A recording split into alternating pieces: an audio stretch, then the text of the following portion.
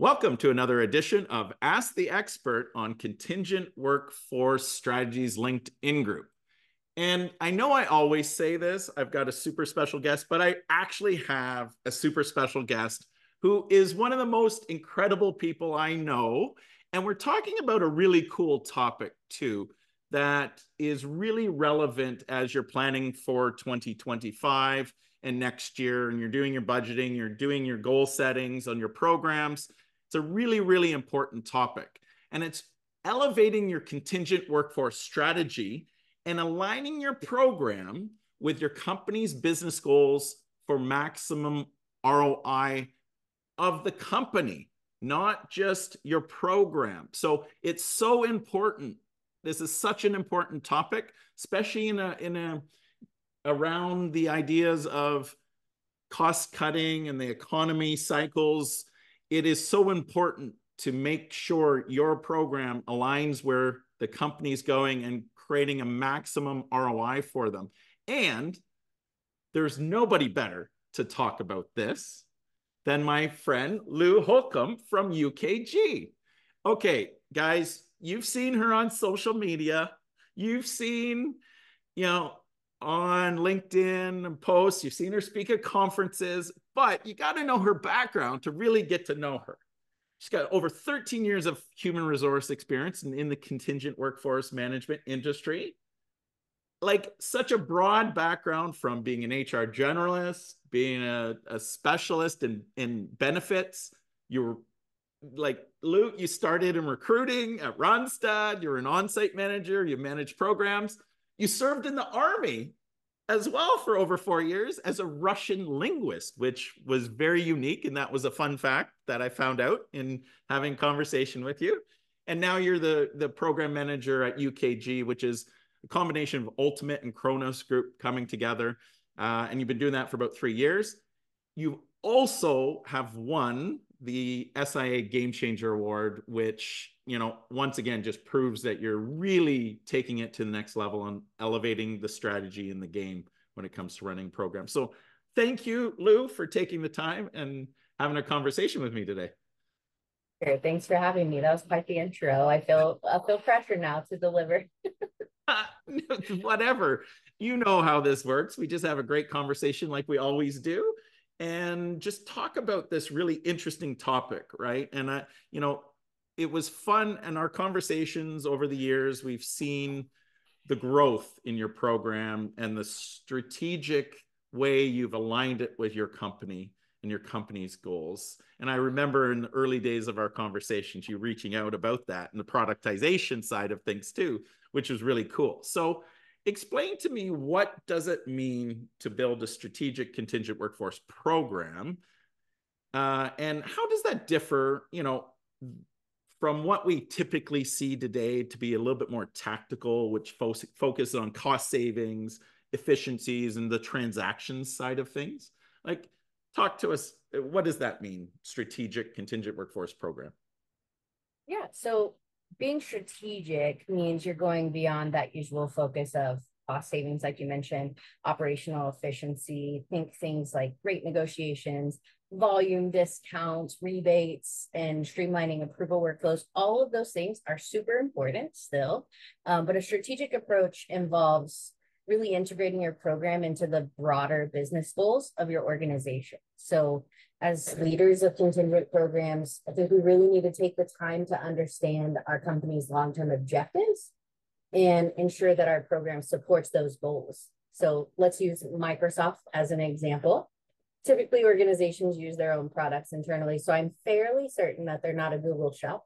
But Microsoft's goal is likely to provide the best experience for the customers using their software, right?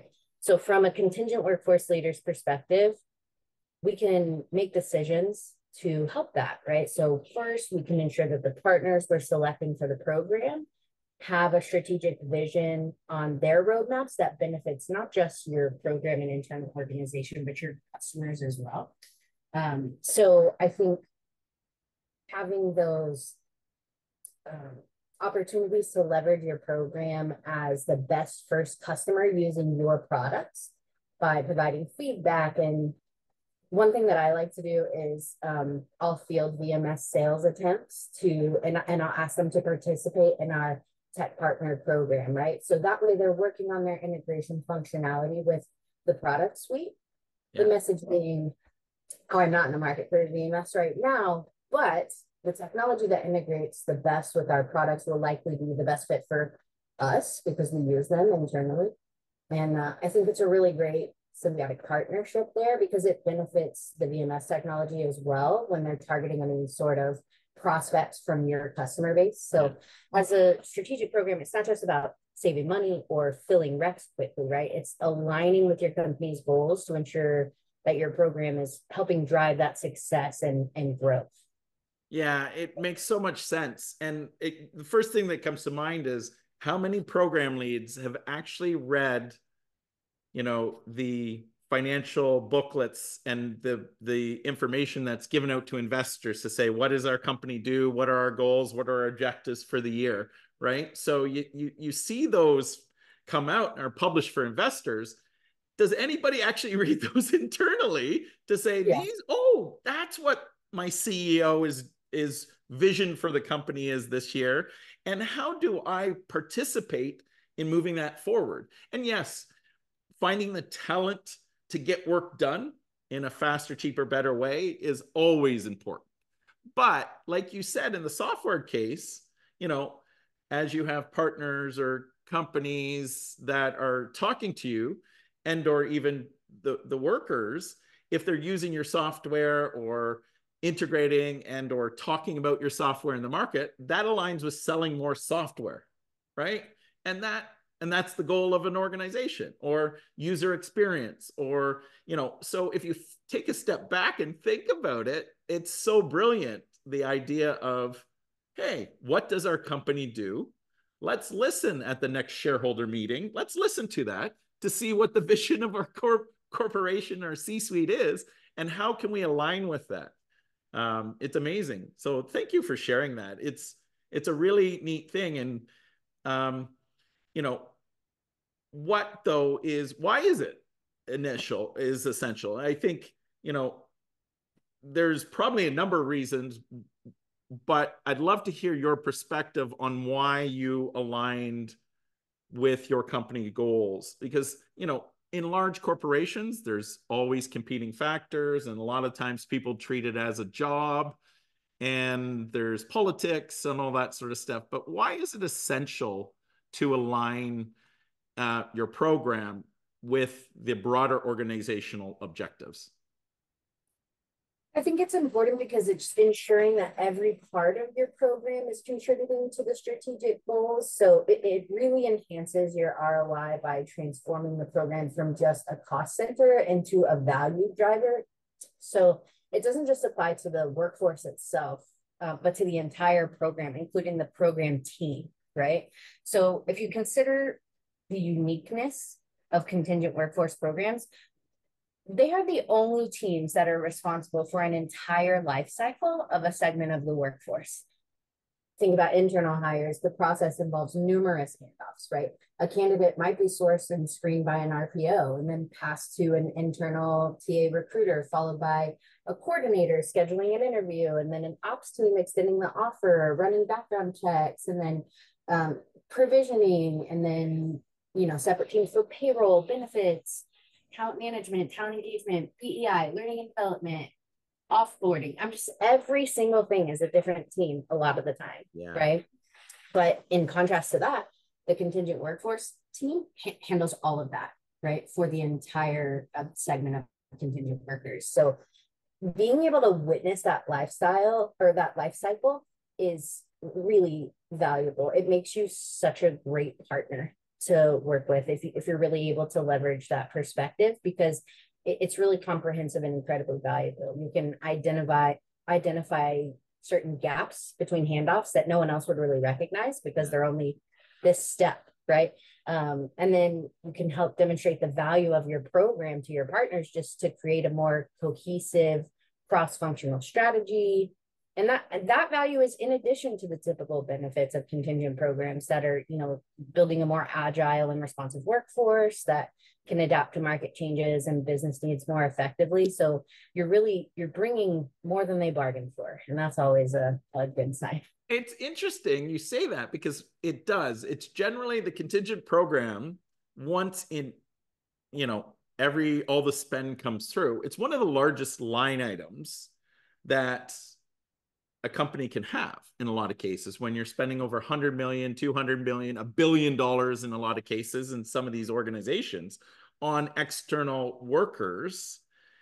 It is in the C-suite, because that's one of the largest line items an organization can have. And just like you say, it touches so many aspects of the organization, because it's different departments and can have such a great influence internally. But I think almost as important, externally, it can have such a big influence. Like, I think back, like, I started my career as an IT recruiter, right?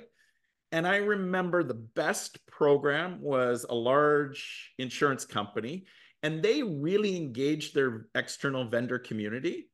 And they actually, just like you're saying, I want to align our program, they actually aligned the vendor community too, in communicating out, hey, 2025 is going to be the year of this. And here's some of our corporate goals and, major projects and etc. And got the whole vendor community aligned with it. And so think of the ripple effect that can have externally as well, to align people with the goals of the company. And, it just becomes exponentially positive internally and externally. About what you're doing, and they want to be a part of it however they may be able to. So if that's on as a third party contract worker or internally, they're going to take an opportunity to get their foot in the door if you can get everybody speaking the same language about your goals. And if they're exciting and innovative, which they should be, if you're trying to grow, people are going to get excited and they're going to want to be a part of it. So yeah, it helps, kind of that rising tide raises all boats scenario there. It helps everyone. It's amazing. So we talked about, just a positive impact. Are there any specific ROIs that you're seeing from an impact of having that alignment? Yeah, I think one of the best examples that I think is every program leader should look at probably more regularly than we do, myself included, is over provisioning. Oh, so yeah. I think regularly we, have maybe system limitations in your organization that might make it a little bit difficult to provide a la carte systems access. And more often than not, when you have a services provider, maybe they only need access to your ticketing system or something, right? And if you don't have the functionality to only provide that, you're maybe wasting a, say, Microsoft license, right? And if you compound that over how many thousands of workers do you engage with a year, say 5,000, you could probably save $1 million across the licenses if you had 5,000 contingent workers and you were able to scale back maybe the type of Microsoft license that they had. So instead of giving them like an E5 license where they get all the desktop applications, maybe we give them an E1 license and they just have to go through a web browser to access, Microsoft 365 instead. You'll save a massive amount of money on your Microsoft contract, right? So it's those kinds of things, being really aligned with the organization. If you aren't best friends with IT, you would miss that opportunity, right? So it's really important to stay very plugged in and take advantage of partners that are, looking like, hey, we actually are looking to cut down spend somewhere. And for you to pop up and say, hey, I have this, remember we talked about it one time that if we ever have the opportunity, this will be a good idea. And they'll pull you in, which is actually best case scenario, is they're bringing you in and you're co-creating the solution together, right? Because that's really how things move quickly and you're able to be more innovative, is through co-creation, not trying to do your own thing. Oh, for sure. And then, it's always this back and forth of positivity. You help them. And then if you need something going forward, they'll help you, right? Like enforcement of program adoption. Yeah, maybe let's not give laptops to small businesses or independent contractors. Yeah. And my team will be like, it's worth it to look into that because look at all this. All the positive back and forth. Yeah, because it really does take a village in the contingent workforce world to do that. And so making positive impact, and it is amazing the impact and the ROI that you can have with the little things if you take a step back. Yeah. And it's not always about trying to reduce margin of Right. your vendors and or downgrade the rates of your contractors. It's, hey, can we save money on provisioning of tools that people don't actually need to use? Let's talk about that from a what people are doing perspective and what are we typically provision. Just because it was always done that way may not always be the best, and how can we improve that? Right? It's pretty cool. I think part of it too is that I don't think anyone would put that in the job description of a contingent program leader. No. Right. No. And so I think for a lot of people, they're just staying in a swim lane that was decided for them. Yeah. Right. And let's be real, we are probably one of very few people who actually understand what contingent workforce is in our organization. I think we all have that in common. There isn't just an entire department out there that knows the value of contingent workforce, right? So I like to see that when people are stepping outside of maybe what's written in their job description, because it just opens people's eyes to how much value we bring through these programs. And just think, you'll win some game changer awards or internal awards too. Yeah, which is so fun. Yeah. It is neat, but that comes with taking a step back and thinking strategically, thinking about what your company goals are, objectives, what other departments' goals and objectives are, not only just thinking about what your objectives are and sticking to them. And having those conversations with your other partners and other departments that you're servicing helps create opportunity for being more strategic. That's so cool. So, okay. I love the ROI, the impact, all the, the positive stuff, but making it happen comes with obstacles sometimes, right? Yeah. So what are some of the common obstacles that your program or a program could face when they're attempting to shift from this, stay in your lane, just give me bodies when I want them, like don't get involved, like shift it from that tactical to more strategic? What are some of the obstacles you'd faced or have experienced? Well, I think one is definitely just this entrenched mindset that views contingent workers as merely like a temporary fix, rather than the strategic asset that a contingent program is. It's really, that mindset too is really often compounded by organizational structures that really silo the contingent workforce management away from core business planning and strategy. So you really have to get your own seat at the table, right? No one's providing it to you. So, well, at least in my experience, I haven't really seen an organization that's got you out there set up. You really have to get out there and listen and capture hearts and minds, right?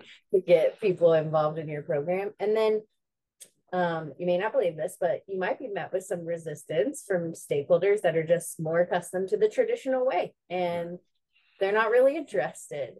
So there's a lot, but I think overcoming obstacles is really just requires influencing a cultural shift and just showing where the value of a strategic program is recognized and embraced at all levels.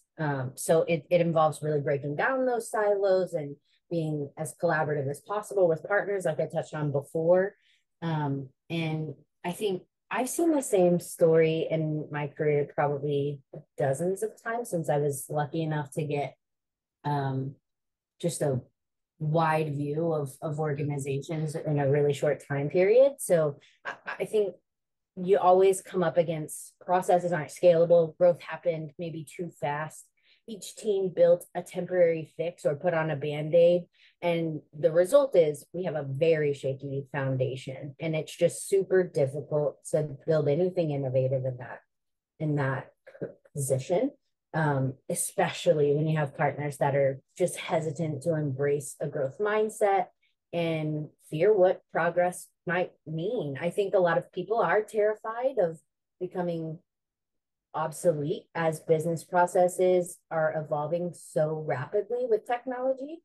And so I think a lot of contingent workforce program leaders offer scalable and innovative solutions only to be met with that fear often. Yeah.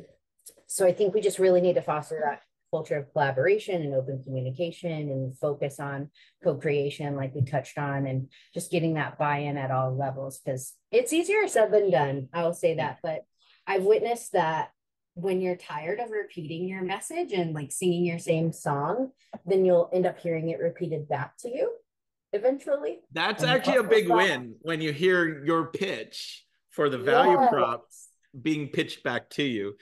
Making it somebody else's idea is okay, right? That's the sign that the business is ready, and then you're off to the races. Yeah, it is funny though, the obstacles around silos and especially in large corporations. And what better, we talk about this and debate this topic. Is it an HR function? Is it a procurement function? Like we've talked about that. And the quick answer is it's none of them, but it could be both. And so if it's just talent, that's one thing. If it's spend, it's another. There's so many aspects of it that those often become the obstacles to this strategic mindset, because it's got to fit into an org chart, right? As a program and that sort of thing. Yeah. And that's what makes contingent so great, is that it is supposed to make you flexible and agile. It's supposed to help you think outside of the box. That's why I love it. Yeah, I know. You get bit by the contingent workforce bug, right? And then you become passionate about it. But the word co-creation, I've heard you say it a couple of times, and I love it, because co-creation then says, oh, yeah, I know our org chart says this, but you got to co-create these programs cross-functionally. So it really doesn't sit anywhere. But if you need it to sit here, that's great, but it's going to go across the organization and cross streams, right? So having that mindset of co-creation with all the stakeholders is so important. And it sets the stage that this just doesn't sit in HR, or it just doesn't sit in procurement, like we've always have that age-old debate over. Yeah, no, it's a partnership. I think it's really important that your stakeholders realize this program's there for them, right? So I try to make sure that they have some skin in the game too, right? I need you to share feedback, give us ideas, what's working, what's not, and then have them feel like they really have the ability to influence the program's future to help meet their needs. I think it really starts to click with people when you help them understand, I can't build for your future if I don't know it. Yeah. Right. And so let's connect more regularly and tell me what's going on and what hurts and what's great. And I think that just starting to build those types of relationships, so where they understand the value of sharing what they're working on with you, so that you have the visibility to bring in your expertise and say, actually, we've seen, a different type of solution work for you. Let's try that. Right. Yeah. And so getting back to that whole alignment, I just thinking about where it sits as well, and thinking about the alignment of your organization. So if your organization sells software, if you can help say, hey, listen, I want to bring you in on our launch of this, because we've got 1,000 people coming in and they buy your software or whatever, and we want to talk about this as a value prop to buyers and an employee value proposition. And it takes marketing to do that. And so bringing in marketing people and salespeople, if that's kind of the drive is to sell software, let's call it. But think about oil and gas. Getting oil out of the ground is usually the most important thing. So in oil and gas, it's the field workers that are so important. So the head of operations that gets oil out of the ground is just like a salesperson in a software company. They have a lot of cards to deal in terms of the power players. And so making sure that your program aligns with getting oil out of the ground and faster, better, and cheaper, and you get the best talent, and we're going to take away the pain of doing paperwork, because oil and gas guys out in a truck don't want to be filling out paperwork, or they don't even have a cell phone in some cases, right?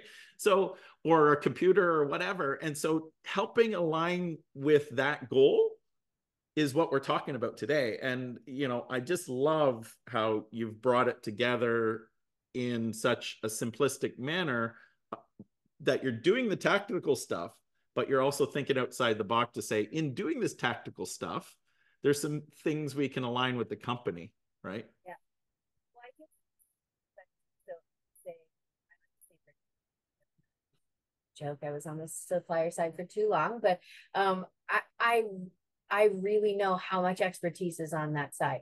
So I'm not real worried about it, to be honest with you. Suppliers are there to deliver the tactical, right? And they're good at it. Yeah. Let them do their thing, right? And so if you have a really good group of strategic partners that are helping you figure out the tactical aspect of it, it's really going to free you up to be more strategic. That's the goal, I think, for the contingent leader, as the way that work is done is shifting, right? That's every headline. The way that work's being done is shifting. I mean, more and more people are just moving away from a traditional W-2 or equivalent type of engagement with an employer, and their technology is coming out, making it easier and easier for people to just do their own thing and find customers. And I think contingent's going to be, like you said, it's kind of a C-suite level of strategic vision. I think that's going to be happening across the board sooner rather than later. And so I do think it's going to be an interesting conversation about where contingent sits, because I do think having that level of strategic vision in your organization would empower you to be even more valuable. Yeah. And it's amazing. It's not now, yes, cost savings, we're in the cycle, so you hear about it and you want to align with some of those goals, but as an ROI driver going forward and driving the business and helping find the talent as well that drives the business forward, is what's going to happen. And we are, even though we're in an economic, I would say, down cycle for now, and you think, oh, well, there's got to be a lot of resources. We are in a talent shortage still, and will continue to be. And to find the talent we need, it's not going to be, traditional model.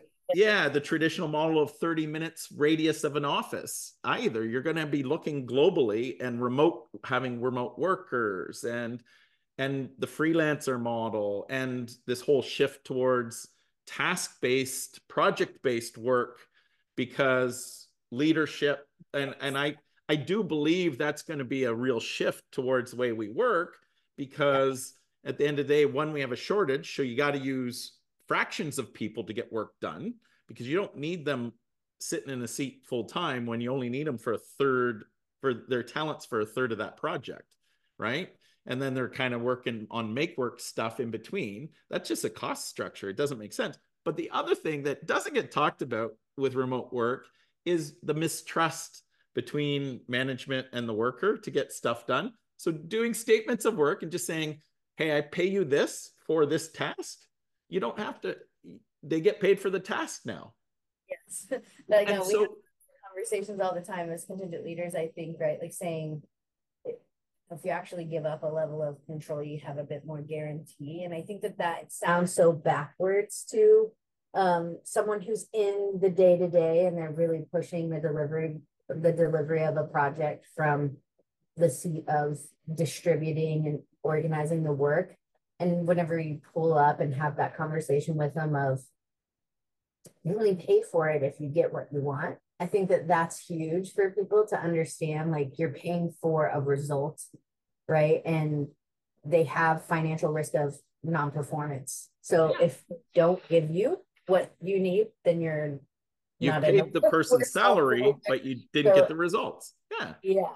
It's interesting with that topic, and I'll get back to bringing it back to our discussion, but the whole idea of everybody, now we're 3 or 4 years out of the pandemic or whatever the time frame is, and you're seeing all this return to work headlines, and I think it's based on mistrust and productivity issues potentially.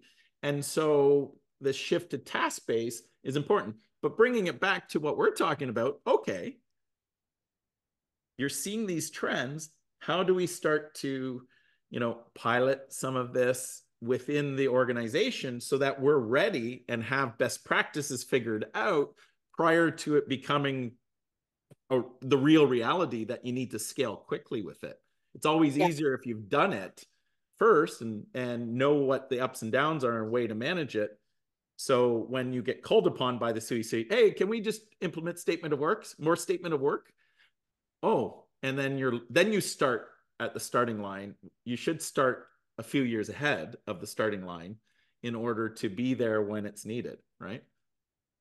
Yeah, I think trying to become part of Plan A is what we're all trying to accomplish in this seat, at least. But yeah, I think starting with a pilot program that demonstrates the value of the strategic approach, just finding that partner that really gets it too. I think that's such a breakthrough, right? I start every year with a list of, I call them HVIs. Maybe that's my military stuff, but highly valued individuals. They're basically my targets for the year. Right. And I think, oh, if I can get this leader who's very influential in this space to understand, we can make a bit more progress by using them as a case study, right? So people start to pay attention when a team that's having success is an advocate of the program, especially if they weren't before, right? So HVP. If valued people? HVI is what HVI, high value individual. Yeah. Oh, I love that. So if you can track and showcase the success of that, it just builds that business case for expanding your approach across the whole organization. I think there's plenty of examples of strategies that we could give, right? Like piloting, but I really think that the most of those examples all stem from one common theme, and that's just ensuring that one of the guiding principles for decision making in a contingent workforce program is to lean in where you have support and then take advantage of what you do well.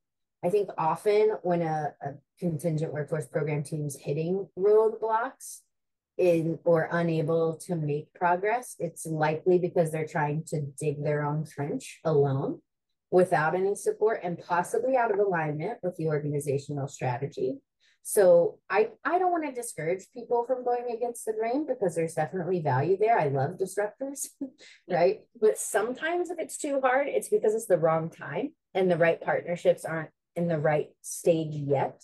So it's difficult, but you, as a leader, I think we have to identify the right strategies for your specific organization and just meet the business where they are. Yeah, and I'm not going to talk about too much, but a nugget of gold is your goal of meeting a number of highly valued individuals on an annualized basis to build that support and that network to help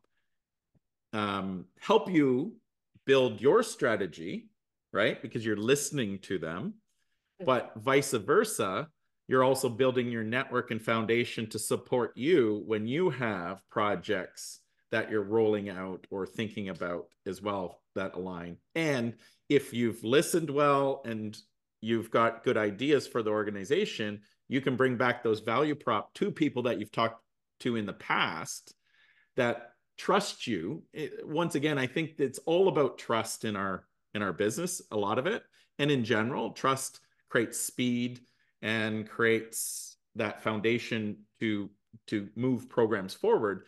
If you've had conversations over a couple of years with someone and you bring a program to them or an idea with them, they're much more likely than sitting in the boardroom for the first time, hearing your presentation. They're going to be asking a lot of the tough questions then versus the tough questions 2 years ago that you answered, and they trust you and they just want to, they're ready to help you and tweak versus say no, right? So really cool stuff. The other thing that we touched on was the idea of pilots and rolling out pilots. I think, often you want to make a big impact, which is great, but just like we said, the ripple effect of positivity is amazing. There's risk in what we do when you try to roll it out too fast on a big scale. Gamble. Yeah. So There's just a lot of factors when you try to do it, but I think it's just very much dependent on your specific organization. So every organization works differently. And so I would observe before you make a decision like that, where you're gonna pilot or go big bang, because I mean, I've talked to some program leaders that say, if I do a small pilot here, or if I do a phased approach, phase two is never, right? Like they've observed that about their own organization, that maybe they're paying the price for it now that they didn't build integrations on the front end of the first phase, right? And they're just now getting pushed to another year's roadmap because something else came up and they regret it, right? So it's I think it's just very specific to each organization, and you really have to help, or you really need help to make that decision. I think pilot versus big bang approach, just because, especially if you're new coming into an organization and you don't really have like a lot of historical knowledge, or know what these leaders have been through, or what your partners have been through, or what's on their roadmap or capacity that you're going to need from them. There's a lot of moving parts, and I think you can't make that decision alone. So I would say partner up with people if you're kind of going on that big bang versus pilot approach. I think you should always do at least a pilot first, even if it's something small, before you go big bang, just because you'll learn a lot yeah, about the process. And it's easier to do a pilot that maybe you don't necessarily need capacity from other teams, that you can just plug and play yourself, right? So you have to weigh those options. I don't think there's really black and white guidance on it. yeah, and once again, the wisdom just oozes out of your pores, Lou. And so from hearing that too, there was a nugget of gold around priorities and timing, and in large corporations there's so many moving parts, and unless you can, you don't know what you don't know in some cases, and if you can take it up a level and have people that have been help you understand, hey, you got to get it in now or you won't get it in ever, because we're seeing a 4-year project coming in that we're changing an ERP or etc., that then just takes priority over that. And I find in our world, there's a lot of salespeople out there that have just got funded by their VC or stuff like that, and they're, why aren't people buying? Like, they should immediately just buy from me. And you got to take a step back and go, first, they got to trust you, and then second, so that takes time building a relationship with people, even if you got the better mousetrap, I guess. But then it's, think you got to listen and understand timing and priority, because quite honestly, if you can't do it now, it's fine. But generally organizations know when you make fit into the puzzle based on their planning and others. So knowing that timing is everything sometimes, and you got to fit into that prioritization and time frames versus, hey, buy my wares today because that's the only thing they see that is important, right? So knowing that is so important. Having vision of that is so important. Yeah, just being ready to adjust. Yeah. Just that's one thing that I like about this industry, is you have to be adaptable and flexible. I know a lot of people think as a personality trait, I'm kind of rigid or what, but you can work that muscle out. You just have to kind of go through iterations of responding to change, and then try to, get a seat at the table so you can be a bit more proactive and prepare. But really, you can't prepare for everything. Like I said, we're the only group that is responsible for an entire life cycle of the workforce, and no one else is doing that. So there's not, it's a different, there's no playbook for you at your job, likely, if you're in this, because you should be writing the playbook. So it's always learning, which is one of the reasons that I like it so much. But yeah, if you can make sure that you're nimble and agile to make sure that you can shift your plan as needed, just remember those guiding principles of leaning into where you have support. Yeah, big time. And that might change. So just be ready to change with it. Exactly. So I know, as most conversations, we could go on forever when we get talking about different topics, but we got to wrap this one up. So I always wrap up with advice. You know, one of the key things right now is, if you're starting to think about this as a program leader, what can they do on the short term, or what should they start to focus their efforts on to drive some, meaningful change and to shift towards aligning their programs and helping get more alignment with their programs to the business? What are some of the first things, if you can recall back to what you have done in the past or what you've seen other programs done really well? Well, first, I just want to say I'm super impressed with the caliber of leaders that are running contingent workforce programs today. So they likely don't need my advice, but if you want to hear it, honestly, I've been blown away by some of the genius that I've heard from this group. A lot of them on these episodes, actually. So thanks for creating the platform, Jeff. But I'd say, I guess the advice I would give is to take that discretionary effort to expand the value of your program beyond the traditional scope. Like I said, most of us are the select few that understand anything about this industry in our organizations. So be confident in that and be the expert that your organization needs you to be. Don't let someone else's understanding of your swim lane determine your sphere of influence.